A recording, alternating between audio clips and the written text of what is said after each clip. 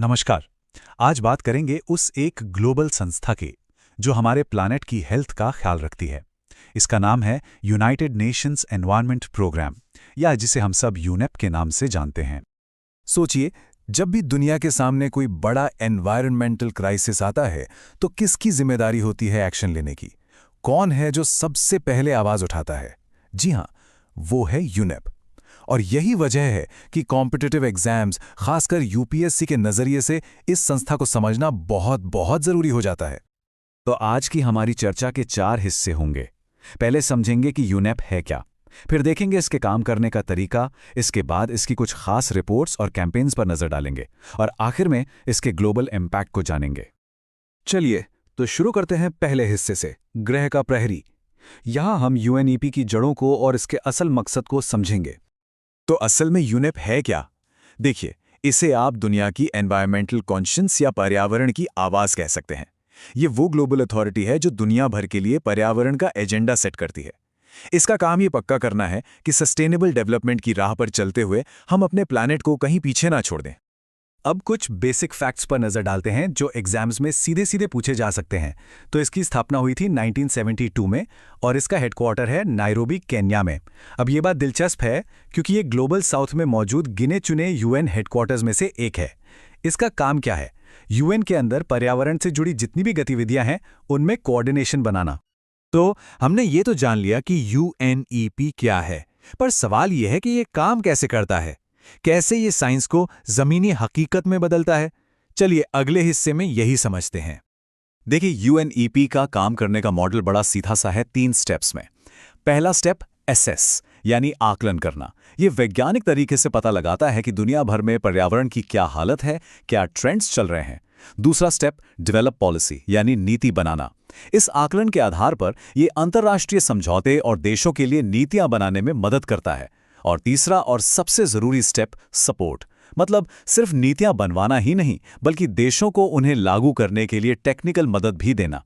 तो ये पूरा फ्लो है, साइंस से पॉलिसी और पॉलिसी से एक्शन। अब आते हैं यूनेप के काम के सबसे मजबूत सबूतों पर, यानी इसकी वो रिपोर्ट्स और कैंपेन्स जो दुनिया भर में हलचल मचा देती हैं। देखिए, यूनेप की 3 फ्लैगशिप रिपोर्ट्स हैं जो बहुत ज्यादा मायने रखती हैं। पहली है एमिशंस गैप रिपोर्ट। ये हमें बताती हैं कि क्लाइमेट चेंज से लड़ने के लिए देश जो वादे कर रहे हैं और असल में जो करने की जरूरत है, उसके बीच कितना बड़ा गैप है। दूसरी है ग्लोबल एनवायरनमेंट आउटलुक। इसे आप हमारे प्लैनेट का एक पूरा हेल्थ रिपोर्ट कार्ड समझ सकते हैं। और तीसरी है एडेप्टेशन गैप रिपोर्ट। ये विकासशील देशों पर फोकस करती है और बताती है कि क्लाइमेट चेंज के असर से निपटने की तैयारियों और असल एक्शन में कितना फासला है। ये तीनों रिपोर्ट सिर्फ पन्ने नहीं हैं, ये वो आधार हैं जिन पर अंतर्राष्ट्रीय नीतियां बनती हैं। और हां, यूएनएफ सिर्फ सरकारों से ही बात नहीं करता, ये आम लोगों तक भी पहुंचता है। वर्ल्ड एनवायरनमेंट डे या फिर क्लीन सीज जैसे कैंपेन इसी का उदाहरण है। इनके जरिए ये लोगों को एक्शन लेने के लिए मोटिवेट करता है। चलिए अब अपने आखिरी सेक्शन की तरफ पढ़ते हैं।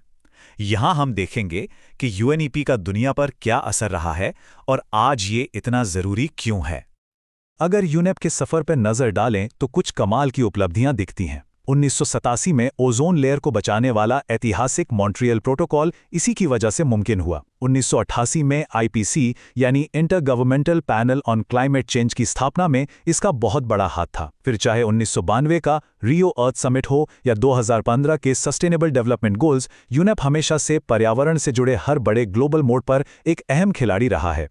संयुक्त राष्ट्र के सेक्रेटरी जनरल ने भी कहा है कि पिछले 5 दशकों से यूएनईपी हमारे ग्रह की सबसे बड़ी चुनौतियों से लड़ने के लिए दुनिया भर के प्रयासों को एक साथ लाने का काम कर रहा है।